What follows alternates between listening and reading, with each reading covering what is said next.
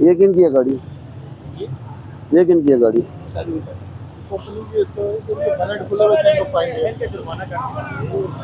ये किधर है? ये आपकी है?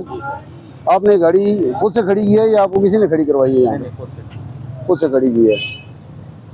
आपको कैसे पता चला कि मैं इधर गाड़ी खड़ी करूंगा और मेरी गाड़ी बिक जाएगी? मैं वैसे इधर काम करता हूँ। आप खुद वेस्ट मैनेजमेंट में? हाँ जी, वेस्ट मैनेजमेंट। ठीक है, लेकिन हमारा सोर्स ये कह रहा है कि इधर इन्होंने चौकीदार ने ना पैसे लेके लगवाई है। नहीं सर, मैं आपको कार्ड दिखाता हूँ मेरा। अच्छा, आप इधर खुद ठीक हो गया।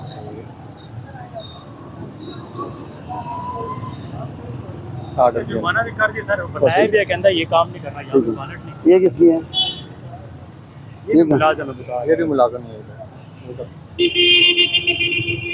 अच्छा, ये किन की है?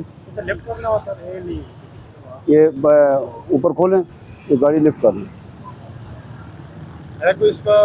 कोई नहीं, इसको खोलें ऊपर करें, ऊपर से इसको रिवर्स चढ़ाओ ना। ठीक है, रिवर्स चढ़ा, आगे रिवर्स ही उतारना है। खुल जाएगा। खुल जाएगी।